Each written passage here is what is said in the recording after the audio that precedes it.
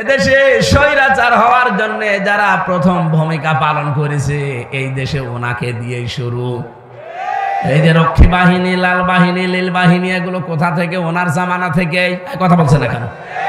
সর্বশেষ ওনার মেয়ে দিয়ে শেষ হয়ে গেল। এই বাংলায় আর কোনোদিন কোন স্বৈরাচার তৈরি হবে না ইনশাআল্লাহ। তৈরি যেন হতে না পারে সেই ব্যবস্থা করা লাগবে। কথা বলেন। এদেশের ৩০০ জন এমপি তারা যেন প্রত্যেকে আল্লাহর কোরআনে কারীম বুকে নিয়ে সংসদে যেতে পারে সেই ব্যবস্থা আমাদের করা লাগবে।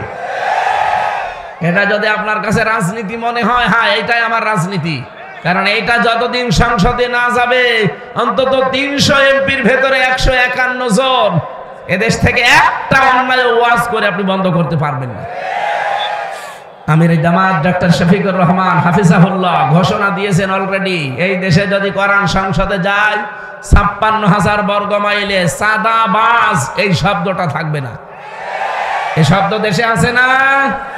পুলিশ হয়রান হয়ে যায় এদের ধরার জন্য। ওদের ডিউটির ভেতরে মনে হয় ২৪ ঘন্টা ডিউটির ৮ ঘন্টায় কাটে এই শয়তানদের পেছনে। ওই সময়টা জনগণের পেছনে তারা দিতে পারবে। সত্যি কথা বলছি, যদি কোরআন সংসদে যায় এবার সর্বপ্রথম এদেশ থেকে চাঁদাবাজি ঝাঁটিয়ে বিদায় করা হবে ইনশাআল্লাহ।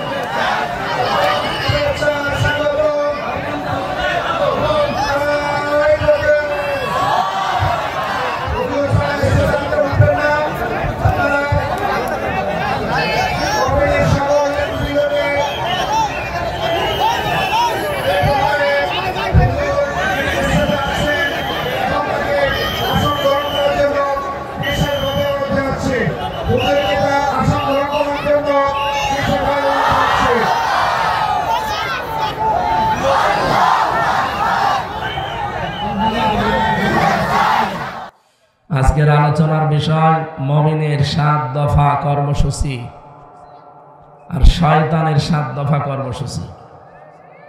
আমরা কোরআনে কারীম এবং হাদিস থেকে তাফসীরুল কোরআন মাহফিল লিখে দিয়েছেন। আমরা তাফসীর আকারে এই ১৪টা বিষয়ে আলোচনা করব ইনশাআল্লাহ। বাংলাদেশের ঐতিহ্যবাহী জেলা খুলনা ফুলতলা থানার অন্তর্গত বেজেরডাঙ্গা স্টেশন রেল স্টেশন ময়দানে সম্মিলিত ইমাম এবং ৬ নম্বর ওয়ার্ডবাসীর উদ্যোগে ২০২৪-এর বৈষম্য বিরোধী ছাত্র আন্দোলনের সকল শহীদদের রুহের মাগফিরাত কামনা, শহীদ আল্লামা দেলাওয়ার হোসাইন সাইদি রহমতুল্লাহ আলাইহির রুহের মাগফিরাত কামনায় দ্বিতীয় বাৎসরিক ঐতিহাসিক তাফসীরুল কোরআন মাহফিলের স্বনামধন্য সভাপতি বিশিষ্ট আলেমে দ্বীন মাওলানা আব্দুল করিম মোল্লা, মাহফিলের প্রধান অতিথি শাইখুল মাশায়েখ, সাবেক ভাইস চেয়ারম্যান উপজেলা পরিষদ ফুলতলা খুলনা, বিশিষ্ট ইসলামিক চিন্তাবিদ, শিক্ষাবিদ, প্রিন্সিপাল গাউসুল আজম হাবি আতালাল্লাহু উমরাহু ওয়া বারাকাল্লাহু ফি হায়াতি, বলেন আমিন। মাহফিলের সম্মানিত অতিথি নির্বাহী পরিচালক আদ্দিন ফাউন্ডেশন মরহুম শেখ আকিজ উদ্দিন, তার সন্তান ডক্টর শেখ মহিউদ্দিন দামাদ বারকাতুহুমুল আলিয়া, বিশেষ অতিথি জামিরা বাজার সিদ্দিকা ফাজিল মাদ্রাসার সম্মানিত অধ্যাপক আব্দুল আলিম মোল্লা, বিশেষ অতিথি ডাক্তার মিজানুর রহমান, সহকারী পরিচালক খুলনা মেডিকেল কলেজ হাসপাতাল খুলনা, যার মাধ্যমে আজকে এখানে এসেছি। হায়াতে তাজ্জেবা সিহাতে কল্লিয়া কামনা করছি, আল্লাহ যেন দান করেন। গতকাল এখানে যারা কথা বলেছিলেন হাফেজ মাওলানা আহমেদ আলী মোল্লা, আলহাজ মাওলানা আবু সাইদ এবং অন্যান্য অতিথিবৃন্দ এখানে উপস্থিত আছেন। আপনাদের এই ফুলতলা থানার সম্মানিত অফিসার ইনচার্জ, শ্রদ্ধাভাজন ব্যক্তিত্ব, আমাদের অভিভাবক যারা মনিরুজ্জামান দামাদ বারকাতুহুমুল আলিয়া, মঞ্চে বসা ওলামায়ে কেরাম, সামনে বসা মুসলমান ভাইরা, পর্দার আড়ালের সম্মানিতা মা এবং বোনেরা, প্রশাসনের ভাইরা, প্রাণপ্রিয় খুলনাবাসী, এ বিভাগে আমার বাড়ির জন্য একটু টান বেশি আছে আপনাদের প্রতি। যে অবস্থা, ডাক্তার আমাকে গত পরশুদিন থেকে 4-5 দিন অবস্থা এরকম বলছে, আপনার মাহফিলে যাওয়ার দরকার নেই, হাসপাতালে পড়ে থাকেন, আমরা একটা কিছু ঢুকিয়ে দেই, 10 দিন একাধারে পড়ে থাকেন।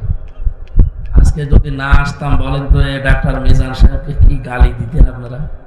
হুজুর মরে যায়, যাক আপনি নিয়ে এসে বসিয়ে রাখেন। তারপরও আজকে দুপুর বেলা আর একটা ছিল, আসর থেকে মাগরিব পর্যন্ত যশোর কেশবপুর থানার পাঁচিয়া কলেজ ময়দানে।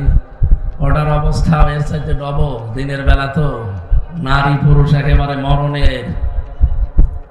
যদি না আসতাম, ডাক্তারের কথা শুনে যদি একটা ইনজেকশন লাগিয়ে পড়ে থাকতাম, কি গালি দিত মানুষ আমাকে আর ওই কমিটিকে। কষ্ট করে হলো কালকে বাংলাদেশ জামাত ইসলামের সেক্রেটারি জেনারেল, আপনাদের এলাকার কৃতি সন্তান, শ্রদ্ধাভাজন বড় ভাই অধ্যাপক মিয়া গোলাম পরোয়ার, ওনার সাথে কথা বলছিলাম যে কি করা যায়, আমি কি পড়ে যাব না, আমার মাহফিলটা যাওয়া লাগবে। আমি কাউসার আলম হাদি সাহেবকে বলেছি, আমি যেতে পারছি না, উনি থাকবে অবশ্যই, তোমার যাওয়া লাগবে। আমি আসছি অনেক দূর থেকে, এই জন্য আমার শরীরও কভার করছে না, বারবার জ্বর আসে যায় আসে যায়। এমন পাওয়ারওয়ালা বড়ি দিয়েছে, ঔষধ দিয়েছে, গা এখন ঘেমে মনে হচ্ছে পাতলা হয়ে যাচ্ছে। ঘেমে যেন আবার গা বসে যায় না, যা বাতাস দিচ্ছে নাকি রওশনের সাথে মতো লাগছে। হ্যাঁ ড্রাইভার কোথায়? ড্রাইভার কি মরে গেল নাকি? বললাম যে আসেন একটু, 2 মিনিট বাতাস দেওয়া লাগবে। এটা দিয়ে হবে না ভাই? ঠিক আছে, ঠিক আছে, এই মাথার উপরে দিয়ে রাখুন। আলহামদুলিল্লাহ, এটা ঠিক আছে। 2-3 মিনিট হলে আমার গা আবার স্বাভাবিক হয়ে যাবে ইনশাআল্লাহ। দল মত নির্বিশেষে কোরআনের এই অনুষ্ঠানে যারা এই রাতের বেলা আসলে খুশি হয়ে বলেন আলহামদুলিল্লাহ। এখানে এতক্ষণ যারা আলোচনা রেখেছিলেন, মাওলানা হোসেন মাহফুজ সহ অন্যান্য উলামায়ে কেরাম, আলেমদের কথাগুলো আল্লাহ আমল করার তৌফিক যেন আমাকে দান করেন, বলেন আমিন। আমরা এসেছি কোরআন শুনতে, বলেন হেদায়েত কিন্তু আমি হাতে করে নিয়ে আসিনি, কারণ এটা আল্লাহ নিজের হাতে রেখে দিয়েছে। রব্বুল আলামিন বলেন ইন্নামা আনতা মুযাক্কির লাস্তা আলাইহিম বিমুসাইতির। হে নবী, আপনি একজন উপদেশক, উপদেশ দেওয়া আপনার কাজ। আপনাকে আমি দারোগা পুলিশ করে পাঠাইনি যে জনগণকে পিটিয়ে হেদায়েত করা লাগবে। বলিল হাক্কু মির রাব্বিকুম ফামান শাআ ফালিউমিন ওয়া মান শাআ ফালিয়াকফুর। হকের কথাগুলো তুলে ধরবেন, যার ইচ্ছা হয় সে মেনে নেবে, যার ইচ্ছা হয় সে ছেড়ে দেবে। আমি আল্লাহ একজন আছি না নেই? সূরা বাকারার 172 নম্বর আয়াতে আল্লাহ এই একই কথা জানিয়েছেন, লাইসা আলাইকা হুদাহুম ওয়ালাকিন্নাল্লাহা ইয়াহদি মাইয়াশা। হেদায়েত দেওয়া আপনার কাজ না, আমি আল্লাহ যাকে ইচ্ছা করি তাকে আমার পথে নিয়ে আসি। সুতরাং হাজারো মানুষ যারা এসেছেন বাড়ি থেকে, যে হেদায়েত নিয়ে যাব আজকে, আমির হামজার হাতে আছে। বলেন বলেন, আপনার যদি মন থাকে, আমার আল্লাহ আশা করা যায় আপনাকে হেদায়েত দিয়ে এখান থেকে বাড়ি নিয়ে যাবেন।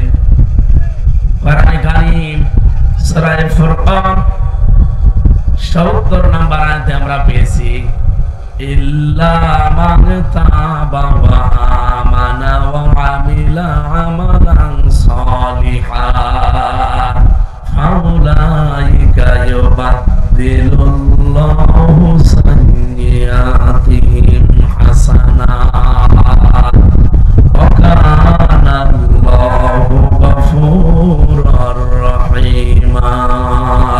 বলেন আল্লাহু আকবার। খুব ভালো করে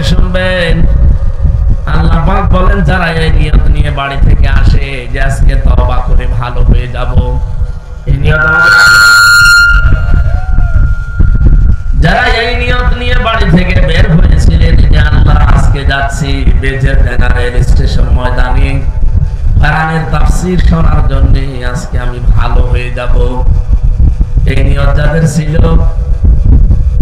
রব্বুল আলামিন বলেন ওয়া আমানা ওয়া আমিলা আমালান সালিহা, দ্বিতীয় নম্বর তারা এই নিয়ত নিয়েছিল যে যা শুনবো তার উপরে আমরা বিশ্বাস করব আর ভালো ভালো কাজ দুনিয়ায় যা আছে এগুলোতে আমরা আঞ্জাম দেব। এই মানুষগুলোর জন্য আমি আল্লাহ একটা বিষয় লুকিয়ে রেখেছি, এই জন্য আল্লাহ আয়াতের মাঝে উলাইকা দিয়েছেন, ইসমে ইশারা। এটা রব্বুল আলামিন বলেন ফাউলাইকা, এই যে বেচারডাঙ্গা রেল স্টেশন ময়দানে যে মানুষগুলো বসে আছে এই মানুষগুলো কি? এই মানুষগুলো কি? আল্লাহ পাক বলেন এই মানুষগুলো কি জানো? ফাউলাইকা ইউবাদদিলুল্লাহু সাইয়্যাতিহিম হাসানাত, এদের পেছনে যত অপরাধ ছিল আমি আল্লাহ সবগুলো বদল করে নেকি বানিয়ে দেব। আর জোরে বলেন সুবহানাল্লাহ। হ্যাঁ, এটা এবার সর। আমার ভাইরা, আমরা এই আয়াত থেকে কয়েকটা তথ্য পেয়েছি। বাড়ি থেকে আসার সময় যাদের এই নিয়ত ছিল যে আমরা আজকে তাওবা করে ভালো হয়ে যাব, এই নিয়ত আমরা, আমার বিশ্বাস যে আমাদের কম বেশি সবার আছে না নেই? সবার আমাদের আশা আছে আমরা আজকে তাওবা করতে ভালো হয়ে যাব। তাওবাটা কি এটা অনেক মানুষ কিন্তু আমরা আন্দাজে করে থাকি। বাস্তব সত্য কথা বলছি, জেলখানায় 3টা বছর ছিলাম আমি, এনার মতো এক ওসিও ছিল আমার সাথে জেলে। উনি একদিন এসে ফাঁসির ওই কন্ডেম সেলের ভেতরে দেখা করলো। আমার বলছে হুজুর আমি একটা তাওবা করেছি, আমার তাওবা কত দূর হয়েছে আপনি দেখেন। ঠিক আছে, যে নির্বাচন গেল, এই নির্বাচনের আগে রাত 12টার পর থেকে আমি আমার দল বল নিয়ে ভোট কাটা আরম্ভ করলাম। যা সত্য তাই বলছি, আপনি আবার রাগ করেন না, কারণ এরকম কাজ আপনারা করেছেন এটা জাতি জানে, সামনে আর করবে না ইনশাআল্লাহ। আর এগুলো হওয়ার সম্ভাবনা, কারণ যে ডাইনি ছিল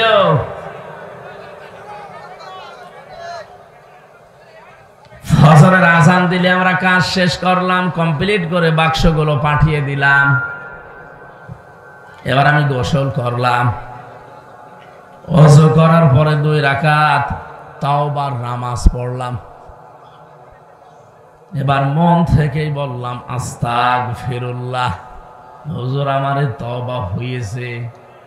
না, আপনি কি আল্লাহর কাছে দোষ করেছেন যে আপনি আস্তাগফিরুল্লাহ পড়েন? আপনি তো দোষ করেছেন হামজার কাছে। কথা বলেন না কেন? অধ্যাপক মিয়া গোলাম পরোয়ার সাবেক এমপি, এই লোকটাকে এমপি বানাতে হলে ডোমরিয়া ফুলতলা মিলে 3.5 থেকে 4 লাখ হামজা এবং হামজার বউ লাগে। কি লাগে না? এই কথাগুলো বুঝবেন, থাকবেন পরে দিয়ে। তাই বলে আমি বলছি না যে 2 আসনের ভেতরে 2 থানায় যা আছে সব আমার বউ না। তার মানে আমার মতো হামজা আপনারা আর আপনাদের স্ত্রী সব মিলে 3.5 থেকে 4 লাখ আছে আমরা জানি। এই 4 লক্ষ মানুষের কাছে আপনি দোষ করলেন, অপরাধ করলেন, যদি মাপ পেতে চান এদের কাছে গিয়ে আপনি স্বীকার করেন যে আমার ভুল হয়ে গেছে। ওরা যদি বলে হ্যাঁ আমরা মাফ করতে পারি, প্রত্যেকে আমরা 2টা করে লাত্তি দেব, তাই খাবেন, কোনো অসুবিধা নেই।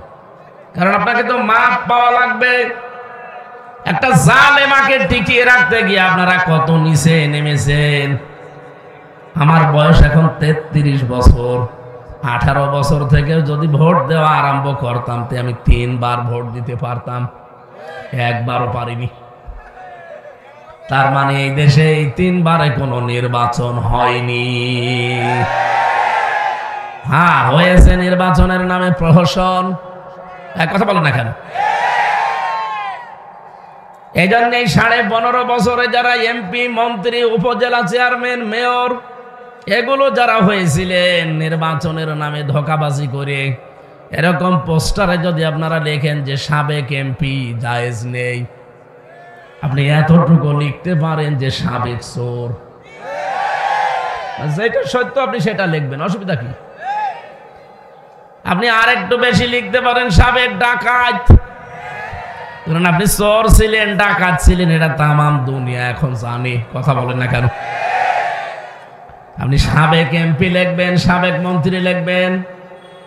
আমার মনে হয় আর 15.5 বছরে যত টাকা ভাতা নিয়েছেন সব ফেরত দেওয়া লাগবে।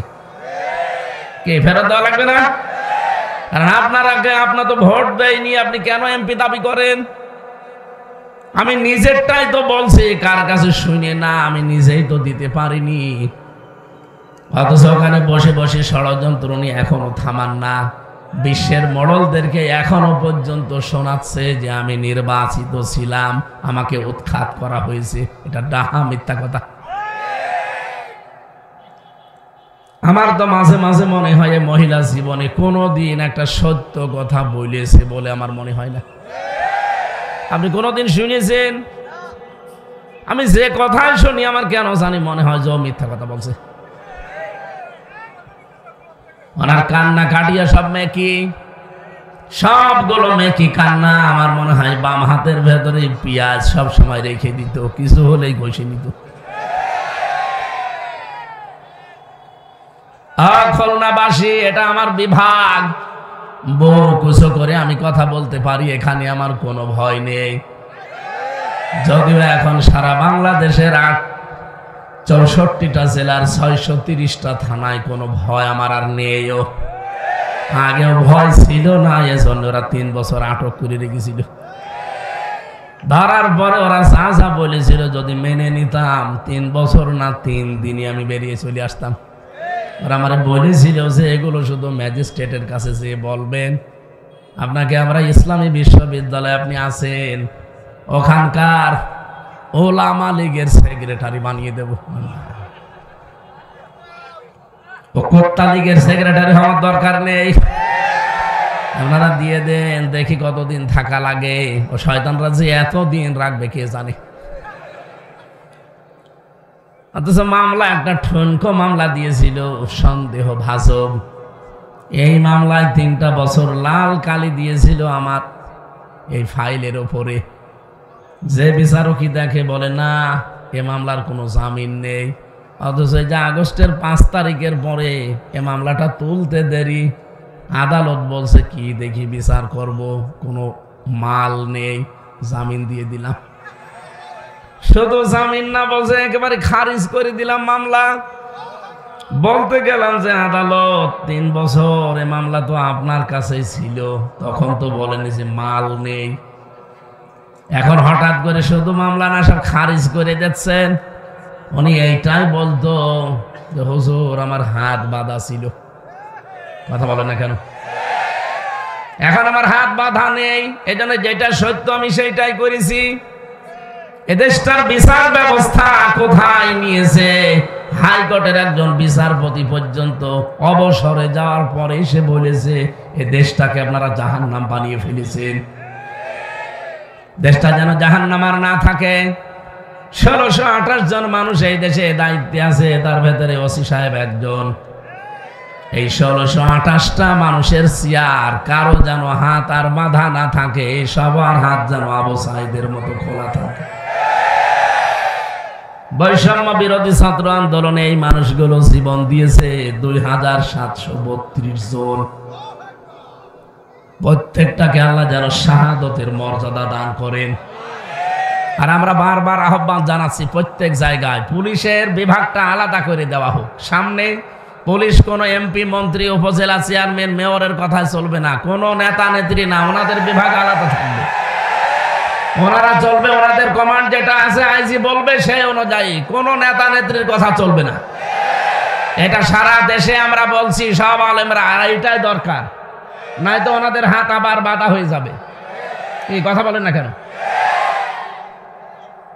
আলেমদেরকে প্রধান উপদেষ্টা মাঝে মাঝে ডাক দেয়, আলেমদের পক্ষ থেকে আমরা ৩-৪ জনকে পাঠাই, এইটা বলে বলে দেই যে তাদের সাথে একান্তে আপনারা এটা বলবেন। বিশেষ করে প্রশাসনের যতগুলো বিভাগ আছে তারা যেন কোনো এমপি মন্ত্রী কোনো নেতা নেত্রীর কথা না, ওনাদের বিভাগটাই হবে আলাদা। এই দেশ শান্ত হতে ৪১ সাল লাগবে না, ৪১ ঘন্টায় যথেষ্ট। সব আছে ওনাদের কাছে। এই জন্য ১৬২৮টা চেয়ার আমরা চাই, সব হাত যেন খোলা থাকে। খোলা থাকলে আমার মতো ন্যায় বিচার সবাই পাবেন। আর যদি হাত ওই বিচারপতির মতো, হুজুর আমার হাত বাঁধা, মূল্য চুরি করে যাবেন, ৩ বছর না ৩০ বছর জেল খাটবেন। এই যে বিডিআর গুলো প্রশাসনের জেল খাটতেছে আর ১৬ বছর ১৭ বছর জেলে আছে। আমি দেখেছি তাদের রাতের বেলার কান্না। মাত্র ১৬ দিন চাকরি করেছে, এরপর এখন ১৬ বছর জেল খাটতেছে।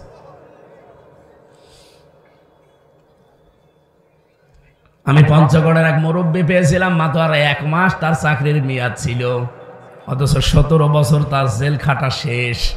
মাঝে মাঝে তাহাজ্জুদের নামাজ পড়তে যখন উঠতাম রাত ২:৩০-৩টায়, ওই মুরব্বী দেখতাম ইনার মতো উঠে একটা চিৎকার করে কান্নাকাটি করতো। আমার মনে হয় তার শব্দটা আরো সে গিয়ে ধাক্কা দিত।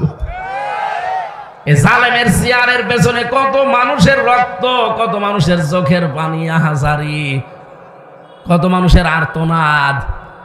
বিশেষ করে আয়না ঘরটা, আমি তো ওই মিনিটায় ছিলাম 10 দিন, আমি টের পেয়েছি। বড়টাই তো আরো গুরুত্বপূর্ণ, ভয়াবহ। ছোটটাই যদি আজাবরা দিতে পারে, বড়টাই কি দিত। মুফতি ফখরুল সাহেব আমার সাথে ছিল, আমি মাঝে মাঝে দেখতাম, আমাকে উনি শোনাতেন, ভাই আপনার সাথে কি করেছে আমরা জানি না, তবে আমারে নিয়ে ওরা হাতে এই পায়ের ভেতর দিয়ে হাত দিত। সামনে লোহার ব্যারিকেড আছে, ওর সাথে হাতে হ্যান্ডকাপ লাগিয়ে রাখত। আরে 2 মিনিট 5 মিনিট 2 ঘন্টা না, 24 ঘন্টা, বছরের পর বছর। 1.5-2 মিনিট সময় দিত টয়লেট করার জন্যে। সকালে কয়েকটা পচা ছোলা দিত, দুপুরে 1 মুঠ ভাত দিত, তাও মনে হচ্ছে কেউ মাখিয়ে দিয়েছে।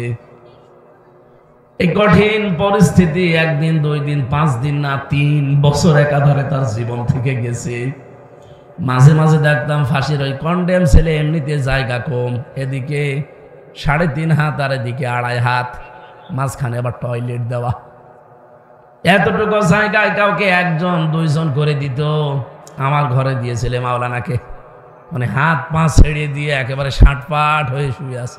আরে ভাই এভাবে থাকলে আমি করব কি? মানে তখন বলতো, হামজা ভাই এই যে শুয়ে থাকা কত বড় নিয়ামত আমি জানি। 24টা ঘন্টা এভাবে আমি বসে থাকতাম। আর জালেমরা বলে যে আমরা কি করেছি। আরে ভাই আমি নিজে ভিকটিম, আমি তো হালকা পাতলা টের পেয়েছি, তাও তো আমার সাথে সেরকম কিছুই করে নাই, শুধু টাঙিয়ে রেখেছিল। আপনার খুলনার ফুলতরার পাশে কোন জায়গার একটা অফিসার ছিল, শেখ ইমরান, তার বাবা নাকি শুনলাম চেয়ারম্যান ছিল সাবেক। 2 জনে এখন আল্লাহর রাস্তায় চলে গেছে। কোথায় আছেন আপনারা আমরা জানি না। আমি মালয়েশিয়া সেদিন গিয়ে দেখি যে হোটেলে উঠি, শয়তান 2টা নিচে বসে চা খাচ্ছে। কি গো, এখানে বেগম পাড়া বানিয়েছেন কানাডায়, সাহেব পাড়া বানিয়েছেন মালয়েশিয়ায়, সাহেব পাড়ায় থাকবেন না? বুঝো হুজুর, ওখানে থেকে মায়ের খাবো। এদেশেও বাংলার জনগণ আছে, যদি দেখে সাহেব পাড়ার ঘরে আছে, পিটিয়ে ভর্তা বানিয়ে ফেলবে। এখানে আপনি আসলেন কি করে? বলছে আমরা আগে একটু হালকা ট্রান্স পেয়েছিলাম, এটা না আগেই পালিয়েছি। বৈষম্য বিরোধী ছাত্র আন্দোলনে যে ভাই বোনগুলো জীবন দিয়েছে, এ বাংলাদেশের অনেকে এখনো তাদের শহীদের স্বীকৃতি দিতে রাজি না। 7 প্রকার মানুষকে নবীজি নিজে স্বীকৃতি দিয়েছে যে তারা শহীদ। 2 পাশে 2 জন আলেম বসে আছে। কেউ যদি পানিতে ডুবে মারা যায় সে শহীদ হবে, হবে না? কোন মানুষ যদি গাড়িতে চাপা পড়ে মরে যায় সে শহীদ হবে। কেউ যদি আগুনে পুড়ে মারা যায় সে শহীদ হবে। কেউ যদি দেওয়াল চাপা পড়ে মারা যায় সে শহীদ হবে। কেউ যদি সাপে কেটে মারা যায় সে শহীদ হবে। আর যে লোকটা নিজের জীবন এভাবে সবার সামনে উন্মুক্ত দিয়ে গেল, আরে ভাই তার কি আমার মতো জানের মায়া ছিল না? আপনি কি বলেন? আমি নিজে গিয়েছিলাম রংপুরে আবু সাইদের বাড়িতে। কত মার্জিত সন্তান ছিল ওই বাবার, আমাকে হাত ধরে ধরে অনেক কথা শোনাচ্ছিল তার জীবনের গল্পগুলো। ছেলে এই হবে এই হবে, কত আশা নিয়ে ছেলেকে, এত গরিব মানুষ। আরে ভাই জীবনের মায়া নেই কার? প্রতিটি মাসিবের ভেতরে তার জীবনের মায়া আছে। একটা ছেলে একেবারে জীবনটা এভাবে উন্মুক্ত করে দাঁড়িয়ে আছে, হাতে নিয়ে জীবন অত সহজ? আপনি একটু জানতো দেখি। এই জন্য শহীদ এই শব্দটা আমি খুব গুরুত্ব নিয়ে বলি সব সময়। শহীদ যারা হয়েছে তাদেরকে কেউ যদি বলে না উনি শহীদ না, আপনি মুখ দিয়ে কথা বলতেও পারবেন না। এই বাংলাদেশে আজ পর্যন্ত আপনি দেখেছেন শহীদ জিয়া, শহীদ শেখ মুজিব কেউ বলে না? আমি আজও শুনিনি। কিন্তু জিয়ার নাম শুনলেই মানুষ আগে একটা শব্দ জুড়ে দেয়, শহীদ জিয়া। কারণ শহীদ হওয়ার জন্য যে সমস্ত কাজ গারবলগুলো করা লাগে তার অনেক কাজ তার জীবনে আমরা পেয়েছি। আরাফাতের ময়দানের পাশে মসজিদের নামিরা আছে, সেখানে যে দেখে আমি 16 সালে একবার খুতবা শুনছিলাম। কাবার ইমাম খুতবা দিতে গিয়ে বাংলাদেশের সাবেক প্রেসিডেন্ট শহীদ জিয়াউর রহমান তার জান্নাতের মাকাম কামনা করছিলেন খুতবার ভেতরে। আপনি জায়গাটা চেনেন, আরাফাতের ময়দান। উনি আরবিতে যে কথাগুলো বলছিলেন তার বাংলা সামারাইজ এইটা, লক্ষ লক্ষ মানুষকে যেই লোকটার মাধ্যমে এই নিম গাছ বা জিয়া গাছ বলে ওদের, সাজারাত জিয়া, এই গাছের কারণে যাদেরকে ছায়া দেওয়ার ব্যবস্থা হয়েছে, আল্লাহ তুমি ওই শহীদ জিয়াকে মাফ করে দিও। আরাফাতের ময়দানের দোয়া কবুল হয়, এটা নবীজির হাদিস। হাজিরা শুধু বাংলাদেশ না, সারা বিশ্ব থেকে যে ওই জায়গায় হাজির হওয়া লাগে। আমি নিজেও ওখানে হাজির ছিলাম ওই গাছের নিচে। ইমাম সাহেব দোয়া করছে খুতবার ভেতরে আমাদের এই শহীদ জিয়ার নামে। অথচ আমি আজ পর্যন্ত পৃথিবীর কোন জায়গায় শহীদ শেখ মুজিব শুনি তো নাই। দোয়া আরো করলে অনেকে দেখি উল্টা দোয়া করে। হ্যাঁ, আমি গোপালগঞ্জের এক হুজুরের দোয়া শুনছিলাম ইউটিউবে। তিনি বলছে, আল্লাহ বঙ্গবন্ধুকে তুমি জাহান্নামের সর্বনিম্ন স্তরে দিও, জায়গা মতো পাঠিয়ে দিও। জায়গা আসলে ওইটাই। এদেশে স্বৈরাচার হওয়ার জন্য যারা প্রথম ভূমিকা পালন করেছে এই দেশে ওনাকে দিয়েই শুরু। এই যে রক্ষী বাহিনী, লাল বাহিনী, নীল বাহিনী, এগুলো কোথা থেকে? ওনার জামানা থেকে। কথা বলছে না কেন? সর্বশেষ ওনার মেয়ে দিয়ে শেষ হয়ে গেল। এই বাংলায় আর কোনোদিন কোন স্বৈরাচার তৈরি হবে না ইনশাআল্লাহ। তৈরি যেন হতে না পারে সেই ব্যবস্থা করা লাগবে। কথা বলেন। এদেশের 300 জন এমপি তারা যেন প্রত্যেকে আল্লাহর কোরআনে কারীম বুকে নিয়ে সংসদে যেতে পারে সেই ব্যবস্থা আমাদের করা লাগবে। এটা যদি আপনার কাছে রাজনীতি মনে হয়, হ্যাঁ এটাই আমার রাজনীতি। কারণ এইটা যতদিন সংসদে না যাবে, অন্তত 300 এমপির ভেতরে 151 জন এদেশ থেকে একটা অন্যায় ওয়াজ করে আপনি বন্ধ করতে পারবেন না। আমির জামাত ডক্টর শফিকুর রহমান হাফিজাহুল্লাহ ঘোষণা দিয়েছেন অলরেডি, এই দেশে যদি কোরআন সংসদে যায় 56,000 বর্গ মাইলে সাদাবাজ এই শব্দটা থাকবে না। এই শব্দ দেশে আছে না? পুলিশ হয়রান হয়ে যায় এদের ধরার জন্য। ওদের ডিউটির ভেতরে মনে হয় 24 ঘন্টা ডিউটির 8 ঘন্টায় কাটে এই শয়তানদের পেছনে। ওই সময়টা জনগণের পেছনে তারা দিতে পারবে। সত্যি কথা বলছি, যদি কোরআন সংসদে যায় এবার সর্বপ্রথম এদেশ থেকে সাদাবাজি ঝাঁটিয়ে বিদায় করা হবে ইনশাআল্লাহ।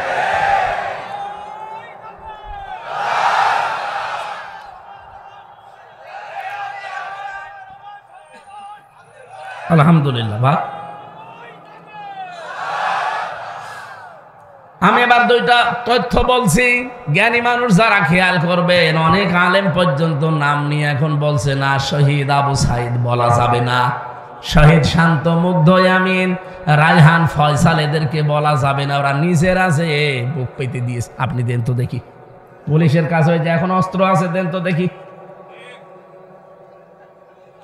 জীবনের মায়া নেই কার, একটা পিপিলি কারো জীবনের মায়া আছে? কথা বলছে না কেন? আর সে বিশ্ববিদ্যালয়ের ছাত্র, তার কত আশা আকাঙ্ক্ষা ছিল বলেন তো। তার বাবার কাছে বসে বসে আমি প্রায় 8-10 মিনিট কথাগুলো শুনছিলাম, অসরে কান্নাকাটি করছে। আর আপনি আন্দাজে বলেন না ও নিজে বুক পেতে মারা গেছে। শয়তান! শহীদ যারা আন্দাজে বলবেন না যে মরে গেছে। শহীদ যারা এদেরকে যারা কেউ মৃত না বলে, এজন্য আল্লাহ মুখের উপরে নোটিশ দিয়েছেন। সূরা বাকারার 154 নাম্বার আয়াতে আছে, ওয়ালা তাকুলু লিমান ইউকতালু ফি সাবিলিল্লাহি আমওয়াত বাল আহয়াউ ওয়ালাকিন লা তাশউরুন। রাব্বুল আলামিন বলেন, পৃথিবীর মানুষেরা কোনদিন এই কথা বলবা না যে শহীদ যারা হয়েছে মরে গেছে। কে বলছে? বলেন বলেন। তারা জীবিত, তোমরা টের পাও না তাই।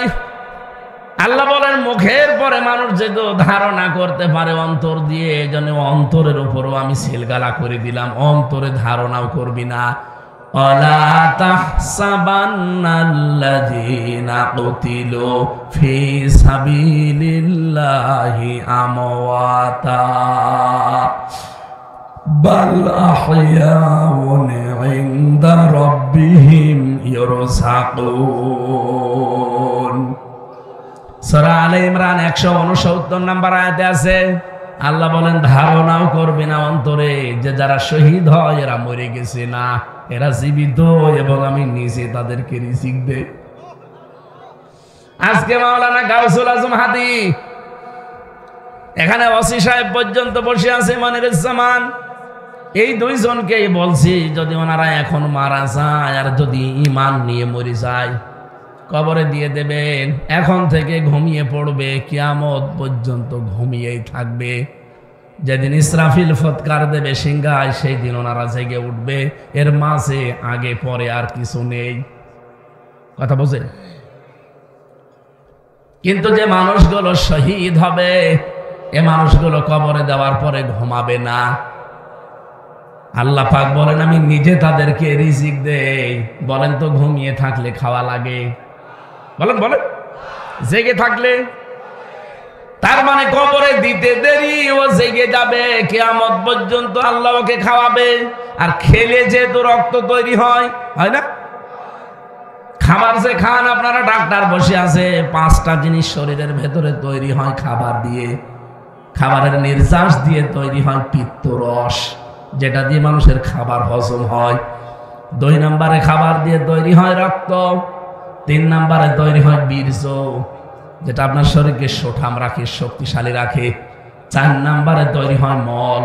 5 নম্বরে প্রসাব। হযরতে হামজা রাদিয়াল্লাহু তাআলা আনহু তার জীবনী পড়ে দেখেছি, উনি যখন শহীদ হয়েছিলেন ওনাকে 70 টুকরা করেছিল কাফেরেরা। নবীজি তার লাশগুলো টুকরা অনুসন্ধান করে করে সাহাবীদের দিয়ে সবগুলো পেয়েছিলেন, কিন্তু 3টা টুকরা পাননি। যে 3টা পাননি নবীজির চাদর দিয়ে ঢেকে দিলেন, পাহাড়ের লতা পাতা দিয়ে তাকে মাটির ভেতরে কবর দিয়ে দিলেন। শহীদের কোনো ধোঁয়ানো লাগে না, কিয়ামতের দিন ওই ক্ষত চিহ্নগুলো নিয়ে এসে উঠবে। 30টা বছর পার হয়ে গেছে কবরে। মদিনা একবার বিশাল ঢল হয়েছে, ঢলের কারণে তার কবর ভেঙে গিয়েছে, রক্ত আসতেছে পানির ভেতর দিয়ে। ছোটবেলায় তার সাথে যারা জিহাদ করেছিল, যুদ্ধ করেছিল, তারা আজ মুরব্বী হয়ে গেছে। ওই মানুষগুলো কয়েকজন যারা বেঁচে ছিল, রক্ত অনুসন্ধান করে দেখে 30 বছর আগে মুহাম্মাদুর রাসূলুল্লাহ সাল্লাল্লাহু আলাইহি ওয়াসাল্লামের আপন চাচা হযরতে হামজা, তিনি যে শহীদ হয়েছিলেন, যে সমস্ত জায়গায় কাফেররা কব দিয়েছিল, টুকরা টুকরা করেছিল, ওই জায়গা দিয়ে এখনো তাজা রক্ত ফিনকি দিয়ে বের হচ্ছে। খুলনাবাসী, শহীদের মরণ আল্লাহ যাকে তাকে দেয় না। আপনারা কিন্তু পোস্টারে শহীদ আল্লামা দেলাওয়ার হোসাইন সাইদি রহমতুল্লাহ আলাইহি শব্দটা লেখেননি, আমি নিজের থেকে বললাম, কারণ আমি নিজে দেখেছি। 3টা বছর আমি তার পাশের ছেলে ছিলাম। ওনার বহু আচরণ আমি দেখেছি, ওনার বহু ব্যবহার পেয়েছি, বহু উপদেশমূলক কথা আমার মাথায় হাত দিয়ে বলতো। 3 বছর তো এক জায়গায় তার সাথে। এই লোকটাকে দেখতাম সারা দিন সারা রাত শুধু আল্লাহর জিকিরে আর কোরআনে কারিমের বিভিন্ন আয়াত তিনি পড়তেন। কারো কারো কাঁধে হাত দিয়েতে চলাফেরা করতে দেখেছি, এমনিতে একা একা চলতে পারতেন না। আর সব সময় মুখে লেগে আছে আল্লাহুম্মা ইন্নী আসআলুকা শাহাদাতান ফি সাবিলিক। আল্লাহ তুমি আমাকে সাধারণ মরণ দিও না, মরণ দিলে শাহাদতের মরণ দিও। এই জন্য জালেমরা তাকে ফাঁকি দিয়ে জেলখানা থেকে চিকিৎসার নাম দিয়ে বের করে ইনজেকশন দিয়ে মেরে ফেলেছে। ওনার পূর্বপুরুষ আপনি তাকান, ওনার যে পূর্বপুরুষ ওনারা যারা মেনে চলতেন, যাদেরকে ইমাম আবু হানিফা রহমতুল্লাহ আলাই, তাকেও জালেমরা 8 বছর জেলখানায় রেখে যখন আর নরম করতে পারে নাই, সর্বশেষ বিষ প্রয়োগ করে মেরে ফেলেছে। শত শত বছর পর তাদের উত্তরসূরি হিসাবে যারা পরিচিত বাংলাদেশে, শহীদ আল্লামা দেলাওয়ার হোসাইন সাইদি, তাকেও কিন্তু জালেমরা 13 বছর রাখার পরও দুর্বল করতে পারে না। আমাকে নিজেই বলেছে কয়েকদিন, আমার তো ভালোভাবে প্রথমে ভাবে চিনতো না। আমি একদিন যে বলছি, হুজুর আপনি আমাকে চেনেন? কে? আমার নাম হামজা, কুষ্টিয়া। তখন আস্তে আস্তে মনে করে বলছো, ওই যে আব্দুল্লাহ আলামিন, আবুল কালাম আজাদ বাশার, তারেক মনোয়ার, হামজা, মাসুদ আমার কাছে এসে এই কথাগুলো বলে। হ্যাঁ, এবার চিনিছি। তখন আস্তে আস্তে পরিচিত হয়ে কথাগুলো শুনতাম, দেখেছিলাম উনি মাঝে মাঝেই বলতো হামজা। ওরা কিন্তু মাঝে মাঝে আমার অফার দিত, জেলখানার ভেতরে গোয়েন্দা পাঠিয়ে দিত। মাঝে মাঝে আমারে বলতো, আপনি নিজে যদি জামাত ইসলামী বাংলাদেশ ছেড়ে দিয়ে নিজে একটা আলাদা দল খোলেন, ওই দলের নিজে আপনি সভাপতি হবেন, আপনি অথবা নিজে আপনি পীর সাহেব দাবি করবেন, যত মুরিদ লাগে সারা দেশ থেকে আমরা সাপ্লাই দেব, আপনার যা লাগে। জেলখানা তো না, একেবারে রাজকীয় জীবন আপনি কাটাবেন, শেষ বয়সে পরিবারের কাছে থাকতে পারবেন। ওনাকে কতবার অফার দিয়েছিল গোয়েন্দা বিভাগের লোকেরা, ডিজিএফআই, এনএসআই, যতবার দিয়েছে বলেছে না, আমি বুঝে শুনে এই দলে আছি। ওল হাদিহি সাবিলি আদউ ইলাল্লাহ, এই আয়াত আমি ওনার মুখে শুনেছিলাম। সূরা ইউসুফের 108 নম্বর আয়াতটা আমাকে শুনিয়েছে। হামজা, আমি এই পথে মানুষকে ডাক দিয়েছি সারা জীবন, আন্দাজে না, বুঝে শুনে ডেকেছি। আলা বাসিরাতিন, আন্দাজে ডাকি নাই, আমি দেখে শুনে বুঝে শুনে সজ্ঞানে ডাক দিয়েছি। এইটাই আমার পথ। আনা, আমার পথ এইটা শুধু না, ওয়ামানিত্তাবানি, আমার অনুসরণ যারা করবে তাদের এই একই পথ।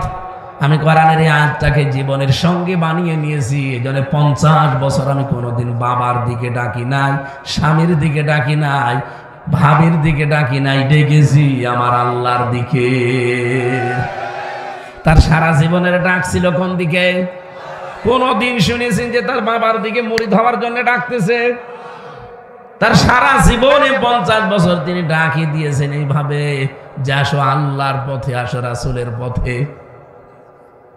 এই পথ থেকে সরানোর জন্য ইমাম আবু হানিফাকে যেমন চেষ্টা চালিয়েছে, পারে নাই। সাইয়্যেদ কুতুবকে চেষ্টা চালিয়েছে, পারে নাই। সাইয়্যেদ কুতুবের জীবনী আমাকে পড়িয়েছিলেন এটিএম আজহারুল ইসলাম, রংপুরের কৃতি সন্তান, এখনো পর্যন্ত লোকটা জেলে আছে। লুৎফুজ্জামান বাবরকে মুক্তি দিয়েছে সরকার, যেই মামলায়, ওনারও একই মামলা। লুৎফুজ্জামান বাবরকে 17 বছর যদি পরে মুক্তি দেওয়া যায়, এটিএম আজহারুল ইসলামকে মুক্তি দেওয়া লাগবে। এই কথা বলেন না কেন? কারা কারা এই মাজলুম জননেতার মুক্তি চান? দেখি লিল্লাহি তাকবীর।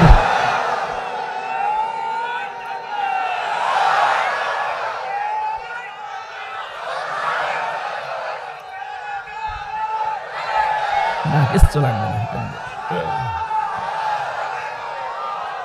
আলহামদুলিল্লাহ ভাই, আদালতে এবং গোয়েন্দা বিভাগে যারা দায়িত্বে আছে আমরা কথা বলেছি, যারা ওনার আত্মীয় স্বজন তাদেরকে নিয়ে তারা জানাতে চাচ্ছে সারা দেশে জনমত তৈরি করেন। এই যে মাদ্রাসার শিক্ষক যারা আন্দোলন করেছিল মাত্র 2 দিন, সরকার তাদের দাবি মেনে নিয়েছে। এক কথা বলছেন না কেন? এটা আমার মনে হয় এটা সময়ের দাবি, মেনে নিয়েছে আলহামদুলিল্লাহ। কারণ তারা একটা বৈষম্যের শিকার ছিল। বৈষম্য দূর করার জন্য যেহেতু এই দেশ আমাদের উপহার দিয়ে গেল, এই লক্ষ লক্ষ ছাত্র জনতা, জালেমের মিথ্যা মামলা যেগুলো ছিল ওইগুলো ছিল মানুষের উপর একটা বৈষম্য। সুতরাং এই দেশে 1,10,000 মানুষ এই খুলনা জেলখানা সহ বিভিন্ন জেলে আছে, যারা এই 15.5 বছরে মিথ্যা মামলায় মিথ্যা সাক্ষীর কারণে জেলে পচে পচে মরতেছে। আমার মনে হয় তাদেরকে বিনা বিচারে বিনা হিসাবে ছেড়ে দেওয়া দরকার। বলেন, লুৎফুজ্জামান বাবরকে আপনি যদি ছেড়ে দিতে পারেন, আজহারুল ইসলামকেও ছেড়ে দেওয়া লাগবে, একই মামলা তারা। আমার ভাইরা, আমি যে কথা বলতে চাই আপনাদের, হযরতে আমির হামজা যদি 30 বছর পরে তার শরীর থেকে তাজা রক্ত বের হয়ে আসতে পারে, শাহাদতের মরণ আল্লাহ কিন্তু এমনি কাউকে দেয় না। আল্লামা সাইদিকে আল্লাহ ওদের হাতে মেরেছেন, এই কারণে তিনি সারা জীবন দোয়া করতেন, আল্লাহ আমাকে শাহাদতের মরণ দিও। এমনিতে ঘুমিয়ে থাকলে যদি মরে যেত কেউ শহীদ বলতো না। গতকালকে আমার এক দাদা মারা গেছে, ঘুমিয়েছিল, উঠে দেখছেন এই মরে গেছে, ওনাকে কেউ শহীদ বলবে? বলুন। আল্লামা সাইদি 13টা বছর জেলখানার ভেতরে, তো কতদিন ঘুমিয়েছেন? একদিন যদি শুনতাম যে ঘুমিয়েছিল, উঠেছে মরা, আমরা শহীদ বলতাম না। নিজে দেখা, আপনারা ভালো মানুষ নিয়ে গেলেন, হাসতে হাসতে লোকটা বের হচ্ছে। যাওয়ার সময় আমি কারারক্ষীকে জিজ্ঞাসা করেছিলেন যে ভাই কি হয়েছে? বলছে ওনাকে ছেড়ে দেওয়া হবে। মিথ্যা প্রলোভন দিয়ে নিয়ে গিয়ে আপনারা ইনজেকশন দিয়ে মেরে ফেললেন। এই মোস্তফা জামান নামে যে ডাক্তার, এরে ধরে যদি ডিম থেরাপি দেওয়া যায় ও সব বলে দিবে। কাকে কাকে কেন কেন কি কারণে কার ইশারা এগুলো করেছে সবও জানে।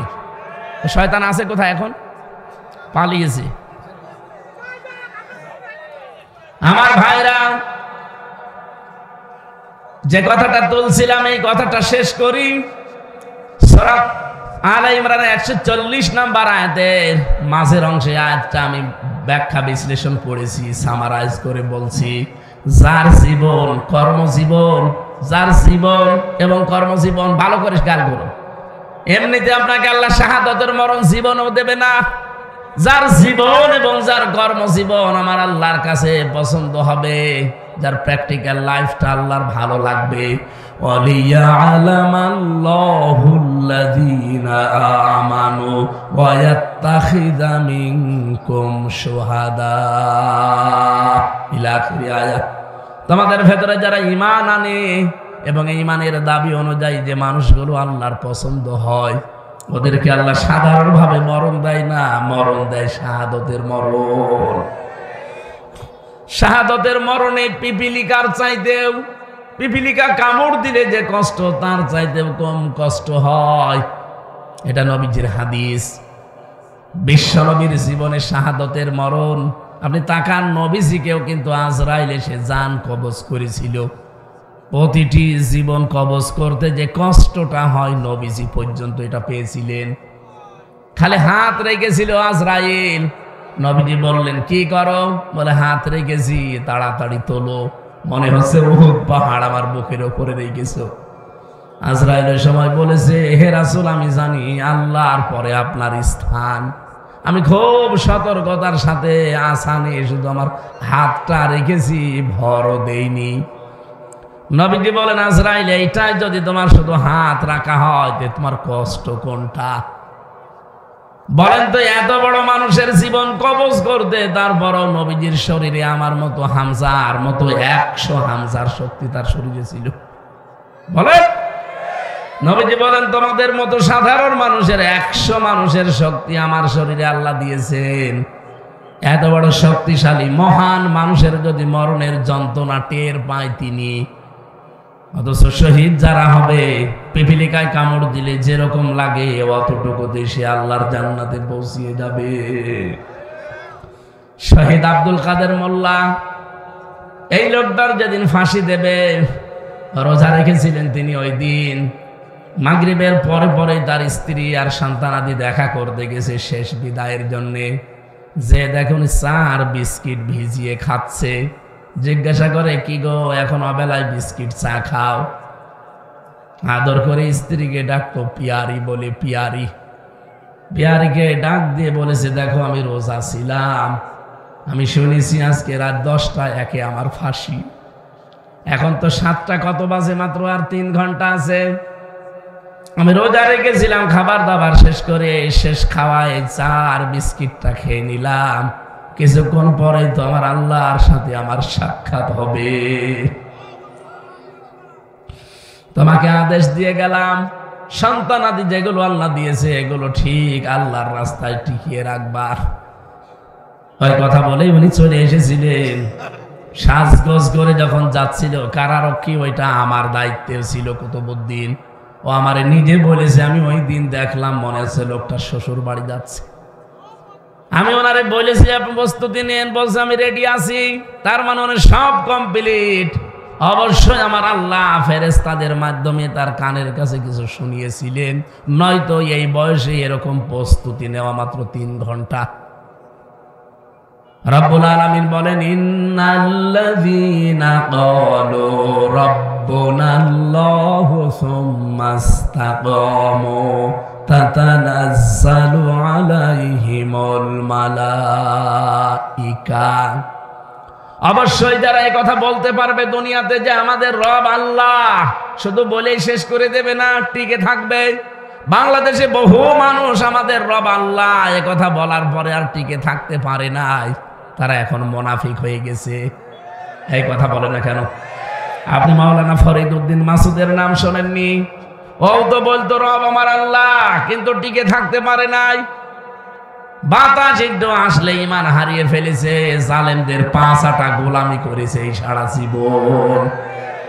এখন মানুষের ভেতরে আল্লাহ ওর প্রতি একটা ঘৃণা তৈরি করে দিয়েছে। মাওলানা সাইদি ইন্তেকাল করেছে, শহীদ হয়েছে, তার নাম শুনলে মানুষ এখন দোয়া করে, আর লোকটা জীবিত আছে, ওরে মানুষ দেশে পেলে কুকুরের মতো পিটাবে।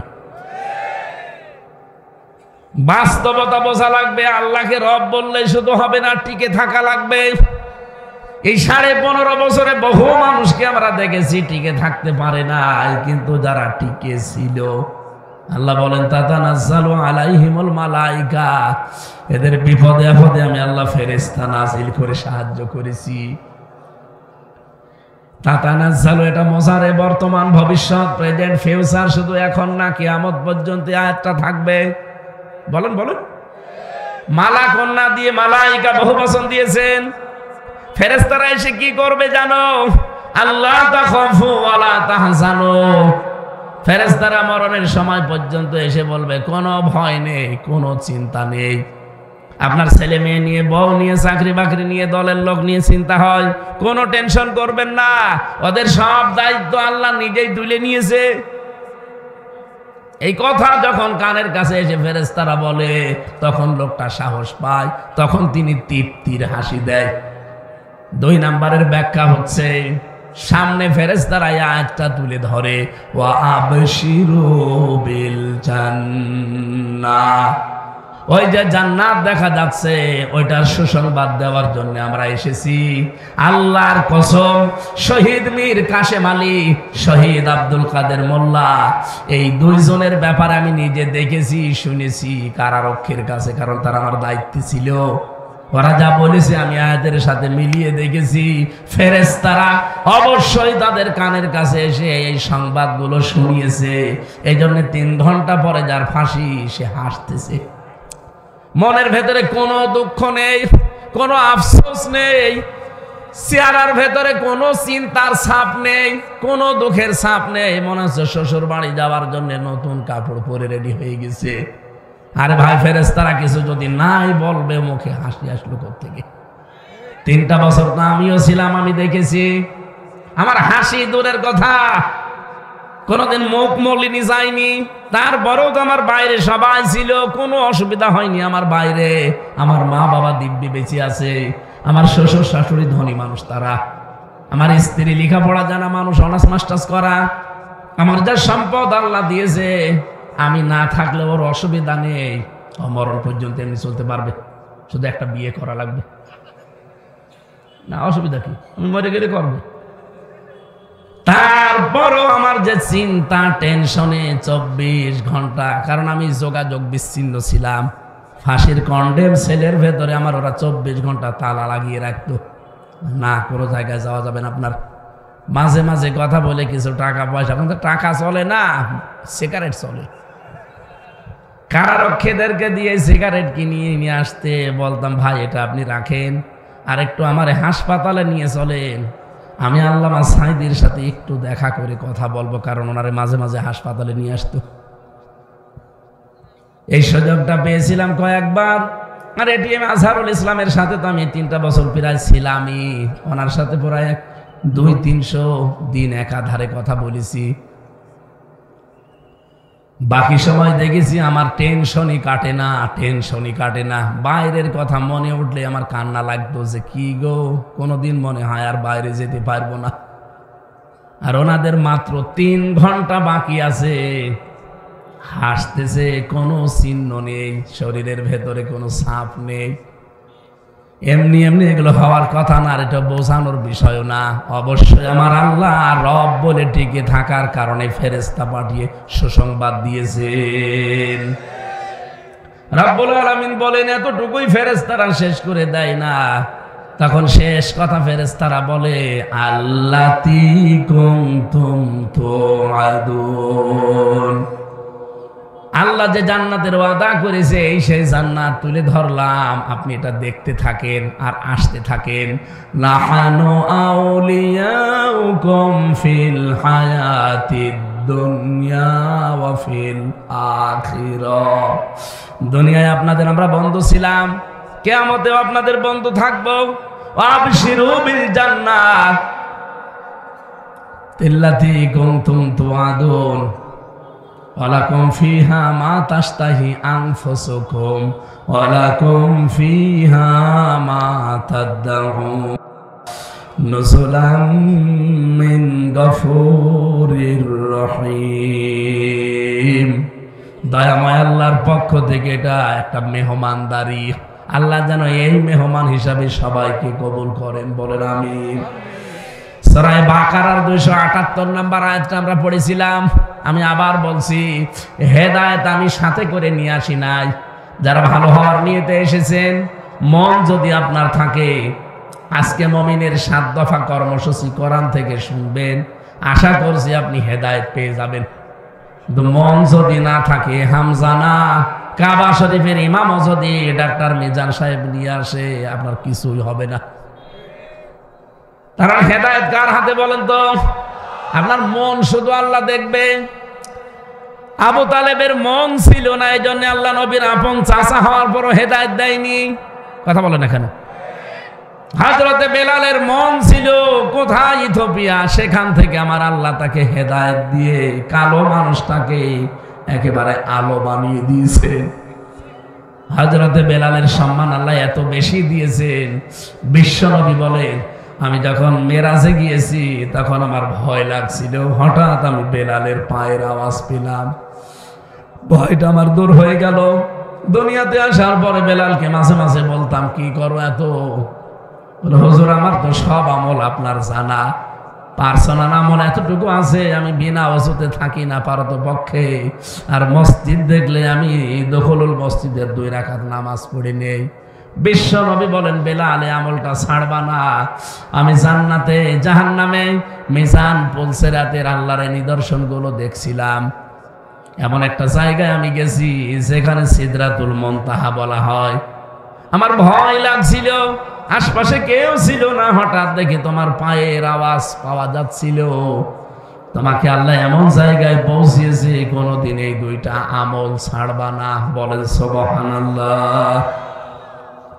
এজন্য হেদায়েত আমি হাতে করে নিয়ে আসতে পারি না, এটা আমার হাতে নেই। কার হাতে? আজকে মুমিন আপনি দাবি করছেন আপনার এই 7 দফা কর্মসূচি দুনিয়ায় থাকা লাগবে। 1 নম্বরে আমার আল্লাহ বলেন মুমিন জীবনের প্রথম কাজ হবে সে যেন সুদ না খায়। এদেশে তো সুদ নেই। যতদিন যাকাত ভিত্তিক অর্থনীতি এদেশে কায়েম না হবে ততদিন 100% সুদ বন্ধ হওয়া সম্ভব না। কিন্তু আমরা যারা মুমিন দাবি করছি, কোরআনে কারীমের আয়াতে আল্লাহ জানিয়েছেন ইয়া আইয়ুহাল্লাযীনা আমানুত্তাকুল্লাহা ওয়া যারু মা বাকিয়া মিনার রিবা ইন কুনতুম মুমিনিন। যদি মুমিন দাবি করো, ঈমানদারেরা আমাকে ভয় করো, আর সুদের যত বকেয়া আছে সব ছেড়ে দাও। ফাইল্লাম তাফআলু ফাযানু বিহারবিম মিনাল্লাহি ওয়া রাসূলিহি। আমার এই ঘোষণা শোনার পরও যদি কেউ সুদ ছেড়ে না দেয়, আমি আল্লাহর ঘোষণা হচ্ছে সে যেন আমি আল্লাহর রাসূলের সাথে যুদ্ধ করার জন্য প্রস্তুতি নেয়। বলুন নাউযুবিল্লাহ।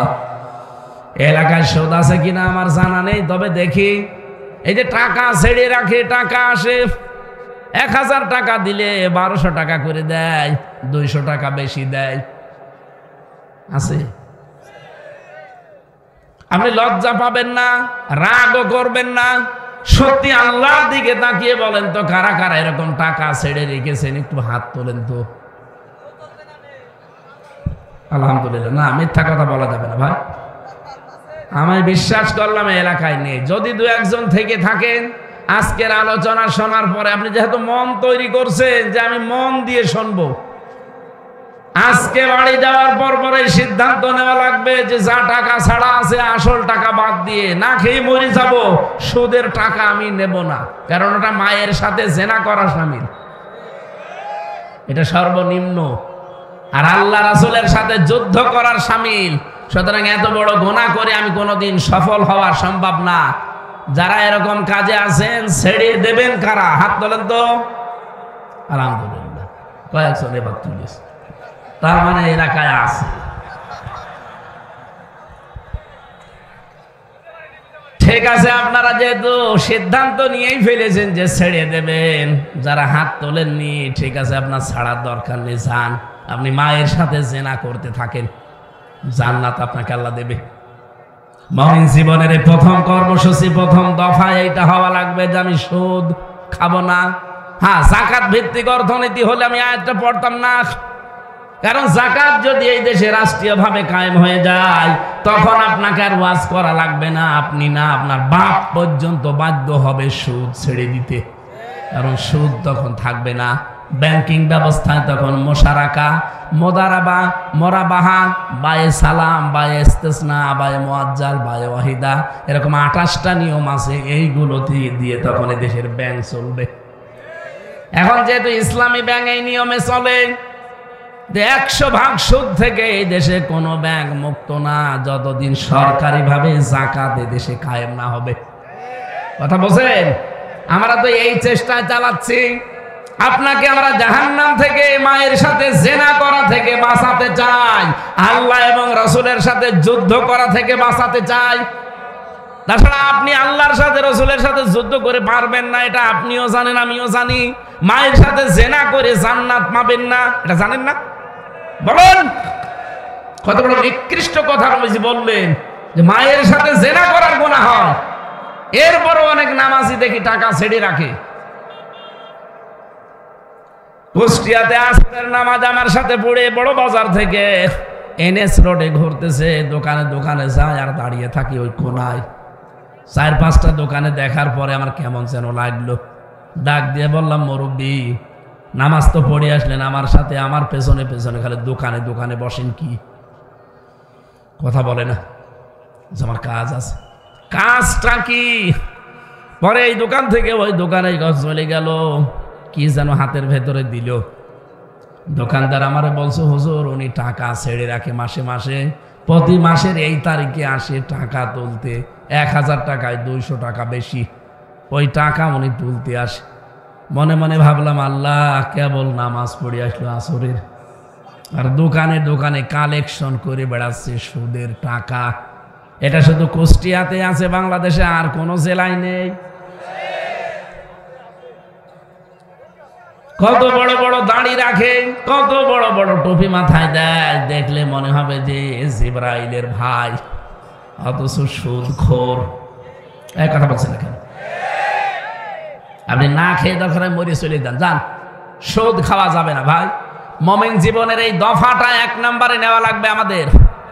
2 নম্বরে আমি পেয়েছি মুমিন জীবনের দফা হিসাবে সূরা আল ইমরান 102 নম্বর আয়াতে আল্লাহ জানিয়েছেন আনুগত্য, আত্মসমর্পণ, এটা করা লাগবে তোমার জীবনে। ইয়া আইয়ুহাল্লাযীনা আমানুত্তাকুল্লাহা হাক্কা তুকাতিহি ওয়া লা তামুতুন্না ইল্লা ওয়া আনতুম মুসলিমুন। ওহে যারা ঈমানের দাবি করো, আমাকে ভয় করো, ভয় করার মতো আর মুসলমান না হয়ে মরবা না। তার মানে আত্মসমর্পণকারী হওয়া লাগবে আপনাকে। এখন আপনি আত্মসমর্পণ করবেন কোথায়?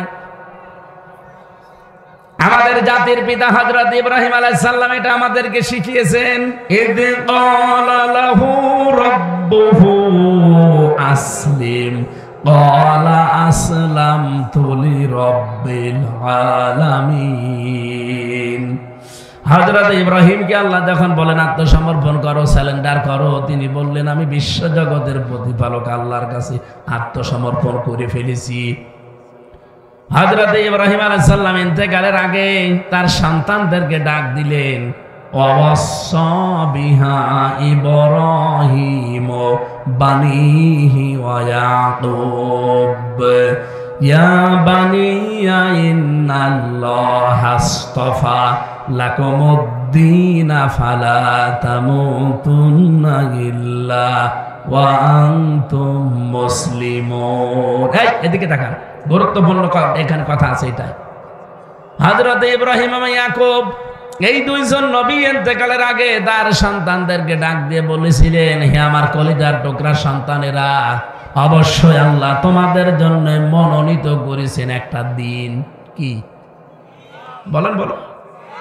এই দিন মানে রাতের পরে যেই দিন, ওই দিন না, একটা দিন তোমাদের জন্য আল্লাহ মনোনীত করেছেন। সেই দিনের নাম হচ্ছে ইসলাম। ইন্নাদ-দীনা ইনদাল্লাহিল ইসলাম। আল্লাহর কাছে মনোনীত দিন, তার নাম কি? আমায় ইয়াবতাগি গায়রাল ইসলাম দীনান ফালা ইউকবাল মিন। দুনিয়াতে ইসলাম বাদ দিয়ে কোন নিয়ম নীতি দিয়ে আল্লাহকে রাজি করা যাবে?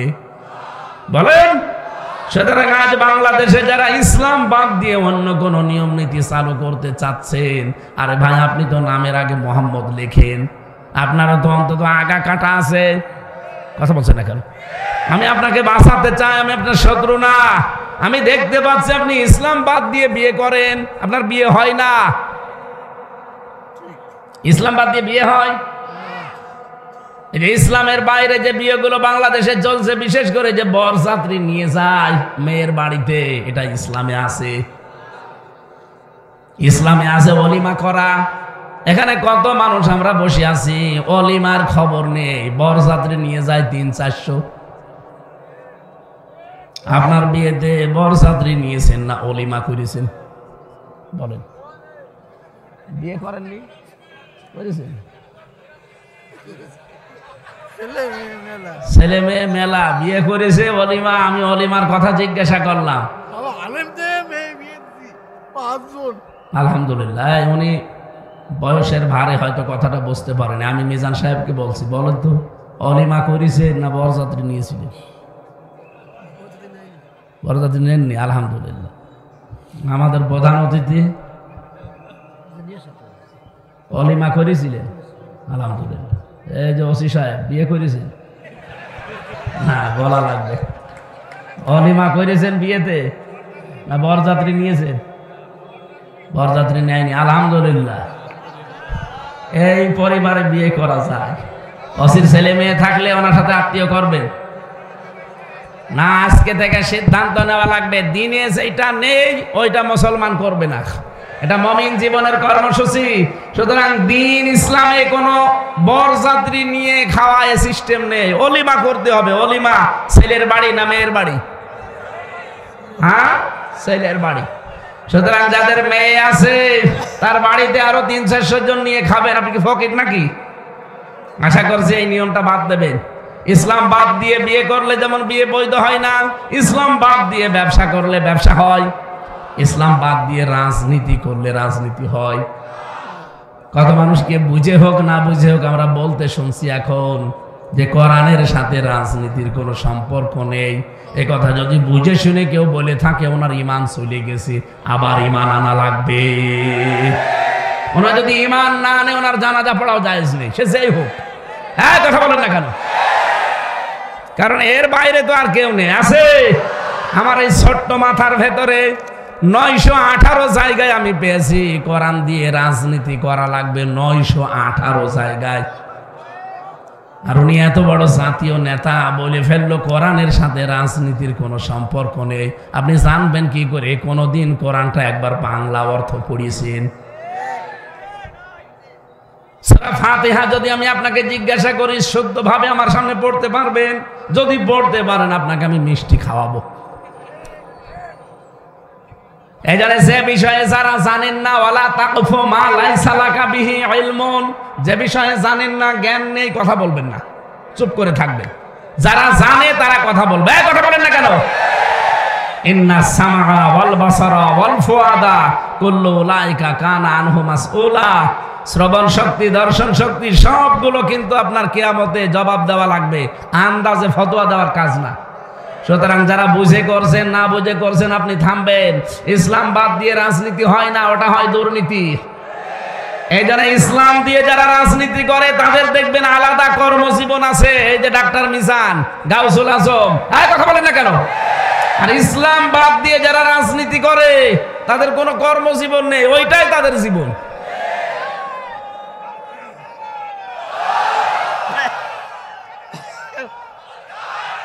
আলহামদুলিল্লাহ, কথাগুলো আমার মনে হয় আপনারা বুঝেছেন। আমি তৃপ্তি পেয়েছি, আলহামদুলিল্লাহ। এটা মেনে চলার তৌফিক দিন। বাংলাদেশে যারা আলাদা কর্মজীবন আছে, রাজনীতি করে, তাদের পেছনে থাকবেন। কোন কর্মজীবন নেই, শুধু রাজনীতি, এইটাই তার নীতি। মনে করবেন ওই নীতিতে সে 2-5 বছর পরে 2 বিঘা জমির মালিক ছিল, 10 বিঘা জমির মালিক হয়ে গেল বলে। কারণ ওর তো আর কোনো কর্মজীবন নেই। ওসি সাহেবের কর্মজীবন আছে, উনি যদি রাজনীতি করে করবে। আপনার কোনো কর্মজীবন নেই, শুধু আপনার জীবনই রাজনীতি। ওটা আপনার রাজনীতি না, ওটা হবে শেষে দুর্নীতি। কথা বলেন ঠিক কিনা? এই জন্য দিন বাদ দিয়ে, এটা মনোনীত। আমাদের জাতির পিতা তার সন্তানকে বলছে, ইন্নাল্লাহ আস্তাফা লাকুমুদ্দিন, তোমাদের জন্য আল্লাহ একটা দিন মনোনীত করেছেন, তার নাম ইসলাম। এটা বাদ দিয়ে কিচ্ছু করবা না। আলা তামুতুন্না, মরবা না, ইল্লা ওয়া আনতুম মুসলিমুন, যতক্ষণ মুসলমান না হতে পারো। এজন্য মুমিন জীবনের দ্বিতীয় দফা এইটা, যে আত্মসমর্পণকারী আল্লাহ এবং রাসূলের সামনে, এইটা হয়ে মরা লাগবে। 3 নম্বরে সূরা মায়েদার 35 নম্বর আয়াতে আমি পেয়েছি মুমিনের জীবনের আসল কর্মসূচি এইটা। এটা তার 3 নাম্বার দফায় থাকতে হবে। ইয়া আইয়ুহাল্লাযীনা আমানুত্তাকুল্লাহা ওয়াবতাগু ইলাইহিল ওয়াসিলা ওয়াজাহিদু ফি সাবিলিহি লাআল্লাকুম তুফলিহুন। ওহে যারা ঈমানের দাবি করো, আমাকে ভয় করো, আর আমি আল্লাহ পর্যন্ত পৌঁছাতে একটা ওসিলা তালাশ করো। আজ বাংলাদেশে বহু ভণ্ডরাই ওসিলা মানে পীর ধরা বোঝায়। আসলে যত তাফসীর আছে বাংলাদেশে, ওসিলার 3টা ব্যাখ্যা আমি পেয়েছি। 1 নম্বরে ওসিলা মানে নেক কাজ, 2 নম্বরে ওসিলা মানে কোরআন, 3 নম্বরে ওসিলা মানে নবীর সম্মান। আপনি কোথায় পেলেন পীর ধরা? আপনি দেখান তো। আমি এক ওসি সাহেবকে পড়াতাম কুষ্টিয়ায়, ওই ভার্সিটি যখন পড়তাম সে 10 সালে। ওই সময় উনি আমার এইটা বলছে, হুজুর আমি তো বুঝি যে ওসিলা মানে যে কোনো আল্লাহর ওলিকে ধরা না। আপনি কোনো জায়গায় পেয়েছেন? বলছেন আমি শুনেছি। শুনলে হবে না, আপনাকে আমি তাফসির ইবনে কাসির দিলাম, মারিফাতুল কোরআন দিলাম। এই 2টা তাফসির ওনাকে দিয়ে বলেছিলাম আপনি পড়বেন। কয়েকদিন পরে পড়াটা ব্যাখ্যা শেষ করে আমারে বলছে, আমি বুঝে ফেলেছি ও ভণ্ডরা নিজের দরবার ঠিক রাখার জন্য ব্যাখ্যা বানিয়েছে। পরবর্তীতে ওনার রিটায়ার্ড হয়েছে, বাড়ি জায়গা মতো বাড়ি গোপালগঞ্জে। ও জেলার নাম নিলে আমার কেমন যেন লাগে না। লোকটা ভালো হয়ে গেছে আশা করছি। আমি এখন আর সে জেলে যাওয়ার পর থেকে আর পরিচয় নেই, কোথায় আছে স্যার আল্লাহ জানে। কোরআন বোঝার চেষ্টায় সে ছিল। আমরা চাই যারা জেনারেল শিক্ষিত আছেন বাংলাদেশে, তারা যদি পড়তে না পারেন চেষ্টা চালান, যে কোনো ভাবে আল্লাহর এই কোরআন আমি পড়বই। অন্তত শেষ বয়স তো কিছু না পারলেও 10টা সূরা যেন বুঝে শুনে শুদ্ধ করে পড়তে পারে। আপনি চেষ্টা চালান, যদি নাও পারেন তালবে এলেম হয়ে মারে যাবেন, কিয়ামতে বিচার হবে না আপনার, বিনা বিচারে জান্নাতে যাবেন। তালবে এলেমের কোনো বিচার নেই। সুবহানাল্লাহ বলতে পারেন না? তালেবে এলেম মানে ওই 7.5 বছর 8 বছর 10 বছরে না। গাউসুল আজম ভাইও তালবে এলেম হতে পারে, মুরব্বিও তালবে এলেম হতে পারে, ওসি সাহেবও তালবে এলেম হতে পারে। কথা বলছেন এখানে? যেই বয়সে আপনি আরম্ভ করবেন যে আমি আল্লাহর কোরআন জানতে চাই, আপনি ওখান থেকে তালবে এলেম। কথা বুঝেছেন? মুমিন জীবনে দফা নেওয়া লাগবে আল্লাহর কাছে পৌঁছাতে। ওসিলা, ওসিলা মানে নেক কাজ, ওসিলা মানে নবীর সম্মান, ওসিলা মানে কোরআন। আবতাগু ইলাইহিল ওসিলা। আর যত ওসিলা দুনিয়ায় আছে, ওয়াজাহিদু ফি সাবিলিহি, তার অন্যতম ওসিলা এইটা, আল্লাহর রাস্তায় জিহাদের মাধ্যমে আল্লাহর কাছে পৌঁছাতে হবে। লাআল্লাকুম তুফলিহুন, আশা করা যায় আমরা সফল হব। 4 নম্বরে মুমিন জীবনের কর্মসূচি সূরা তাওবার ভেতরে আছে 119 নম্বর আয়াত, সত্যবাদীদের সাথে থাকা লাগবে। ইয়া আইয়ুহাল্লাযীনা আমানুত্তাকুল্লাহা ওয়া কুনু মা'আস সাদিকিন, ঈমানদারেরা আমাকে ভয় করো আর সত্যবাদী যারা তাদের সঙ্গে থাকো। 5 নম্বরে আমি পেয়েছি সূরা আহজাবের 70 নম্বর আয়াত। যদি কেউ আপনি মুমিন জীবনে কর্মসূচি নিতে চান, এই 5 নম্বর দফা হাতে নেওয়া লাগবে, যে সঠিক কথা বলা লাগবে। দিন যত ভালো খারাপ হোক কোনো দিকে তাকানো যাবে না, সঠিক কথা বলা লাগবে। ইয়া আইয়ুহাল্লাযীনা আমানুত্তাকুল্লাহা ওয়া কুলু কাওলান সাদীদা, ঈমানদারেরা আমাকে ভয় করো আর কথা যখন বলবা সোজা কথা, সঠিক কথা বলবা। ইউসলিহ লাকুম আমালাকুম ওয়া ইয়াগফির লাকুম যুনুবাকুম। রব্বুল আলামিন বলেন, কেউ যদি সোজা কথা বলার অভ্যাস করে, ওর জীবনের কাজগুলো সংশোধন করে দেব, ওর অপরাধগুলো আমি আল্লাহ মাফ করে দেব। বলেন সুবহানাল্লাহ। মুমিন জীবনের 6 নম্বর কর্মসূচি হচ্ছে এই পৃথিবীতে একমাত্র বিশ্ব নবীকে আদর্শ মনে করা। সূরা হাদীদ 28 নম্বর আয়াতে আছে, ইয়া আইয়ুহাল্লাযীনা আমানুত্তাকুল্লাহা ওয়া আমিনু বিরাসূলিহি, ঈমানদারেরা আল্লাহকে ভয় করো। এখানে আমিনু বিরাসূলিহি, রাসূলের প্রতি ঈমান আনো মানে তার আদর্শ মেনে নাও। বলেন সুবহানাল্লাহ। এক একটা আয়াতের ভেতরে লক্ষ লক্ষ কথা তাফসিরে আমি পড়েছি, এখন সময়ও নেই আর আমার গলাও পারবে না, আমি খুব তাড়াতাড়ি করছি। 7 নম্বরের দফা মুমিন জীবনের সূরা হাশরের 18 নম্বর আয়াতে আল্লাহ দিয়েছেন, ইয়া আইয়ুহাল্লাযীনা আমানুত্তাকুল্লাহা ওয়াল তানজুর নাফসুম মা কদ্দামাত লিগাদ ওয়াত্তাকুল্লাহা ইন্নাল্লাহা খাবীরুম বিমা তা'মালুন। মুমিন জীবনের 7 নম্বর দফা হচ্ছে আখিরাতের পুঁজি তৈরি করা। ঈমানদারেরা আল্লাহকে ভয় করো আর নজর করে দেখো আগামী একটা দিন আসতেছে, ওই দিনের জন্য তোমার প্রস্তুতি কতটুকু আছে। প্রত্যেকেই যেন এই 7টা দফা সামনে নিতে পারি। এই 7 দফাকে দুর্বল করার জন্য শয়তান পৃথিবীতে 7 দফা কর্মসূচি হাতে নিয়েছে। 1 নম্বরে শয়তানের টার্গেট আমাদেরকে দিয়ে সে কুফরি করাবে। কি করাবে? যদি না পারে, এটা ফেল হয়, তাহলে 2 নাম্বার তার কর্মসূচি আমাদেরকে সে বেদাত করাবে। এটাতেও যদি না পারে, 3 নাম্বারে সে আমাদের দিয়ে কবিরা গুনাহ করাবে। এটাও যদি না পারে, 4 নাম্বারে আমাদের এমন এমন কাজে আঞ্জাম দেওয়া হবে যে সমস্ত কাজ কারবার করলে পৃথিবীতে অভাব অনটন চলে আসে। কারণ মানুষ যখন অভাবে পড়ে যায় তখন আকাশের চাঁদও তার কাছে রুটির মতো মনে হয়। এই জন্য 6 নম্বরে 5 নম্বরে পেয়েছি অধিক ভালো কাজ সে বাদ দিয়ে দেবে। কাজ আপনি করছেন, এই যে আমি ব্যবসা করি, একটা কাজ করি, দোকানদারি করি, কাজ করি, কিন্তু হঠাৎ নামাজের সময় এসে গেল, শয়তান হয়তো ধোঁকা দিয়েছে কোনো কায়দায়, বলবে তুই তো কাজে আসিস। নামাজও একটা আল্লাহর কাজ, এই কর্মজীবনও আল্লাহর কাজ, কাজ দুইটাই না? কথা বলে না কেন? আমি যে দোকানদারি করছি 8 ঘন্টায় কিন্তু ইবাদত, নামাজ পড়াও। ও আমাকে এইটার ভেতরে নিমজ্জিত রেখে আল্লাহর বিধানটা থেকে দূরে সরিয়ে রাখবে, এটা তার টার্গেট। এটা ওর দফার ভেতরে আছে। এর ভেতরে পেয়েছি 6 নাম্বার, তুলনামূলকভাবে ভালো কাজগুলো বাদ দিয়ে কম সওয়াবের কাজে আপনাকে এই দুনিয়ায় নিমজ্জিত করে রাখবে। দুনিয়ায় আপনি নফল নামাজ পড়ছেন মনে করেন, কিন্তু পৃথিবীর যত নফল আছে সব এক জায়গায় করলেও কোরআনে কারিমের তেলাওয়াত, কোরআন বোঝা এই নফলের সমান হবে না। এটাকে থেকে আপনাকে দূরে সরিয়ে রাখবে। এই 7টা কর্মসূচিও হাতে নিয়েছে ওই 7টা বিষয়কে দুর্বল করার জন্যে। দলমত নির্বিশেষে যারা আমরা এসেছি, মুমিন জীবনের এই 7টা কর্মসূচি আমি আগামীতে কোনো জায়গায় আসলে আরো ব্যাখ্যা করব। আমার অধ্যাপক মিয়া গোলাম পরওয়ার সাহেব 2টা অনুষ্ঠান নিয়েছে, একটা ডুমুরিয়া, একটা ফুলতলা। এই কিছুদিনের ভেতরে কয়েকজন ধোঁকা খেয়েছেন না ওই 16 নাম্বারে। আমার নাম নিয়ে অনেকে বলে যে হুজুরের ডেট খালি আছে, নেন। এই তখন ধোঁকা খান। ওই ওনার ভাই অধ্যাপক গোলাম কুদ্দুস না কি যেন আছে, ওই ভাইয়ের মাধ্যমে এই 2টা ডেট আমি বলেছি দেবো। তারা ধোঁকা খেয়েছি তো, এই থানায় একটা, ডুমুরিয়া একটা। আমি ওখানে কর্মসূচিগুলো আরো বিস্তার আকারে কথা বলবো। আমার শরীরের অবস্থা আর পারছে না। আমার লিখিত বই আছে জেলখানায় মেয়েদের উপরে, ও যে গাড়ি আছে, গাড়ি থেকে যাওয়ার সময় নিয়েছেন, মেয়েদের পড়তে দেবেন, কাছে লাগবে। আল্লাহুম্মা আমিন। লা ইলাহা ইল্লা আনতা সুবহানাকা ইন্নী কুনতু মিনাজ জালিমিন। রব্বুল আলামিন মুমিন জীবনের 7 দফা কর্মসূচির কথা অল্প সময় শুনেছি।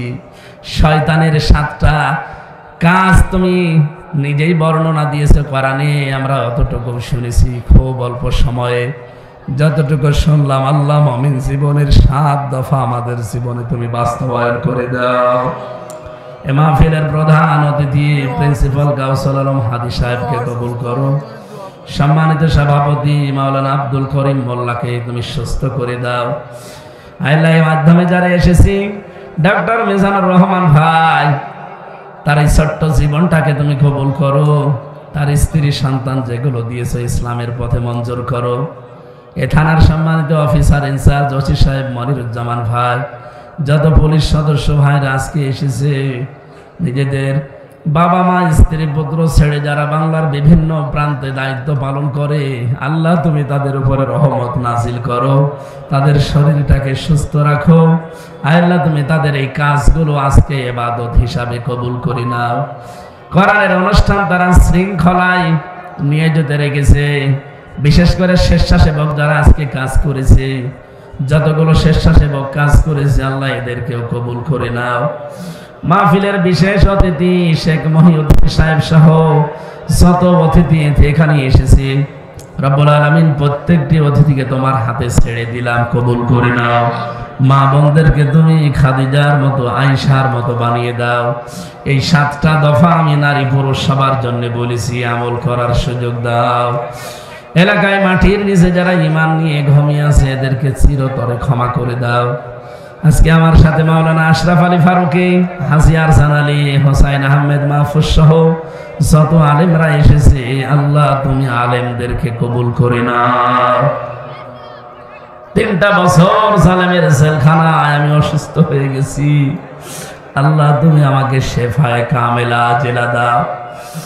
কোরআনের ময়দানে যখন ফিরিয়েই দিয়েছো, আল্লাহ মেহেরবানি করে আগের অবস্থায় আবার ফিরিয়ে দাও।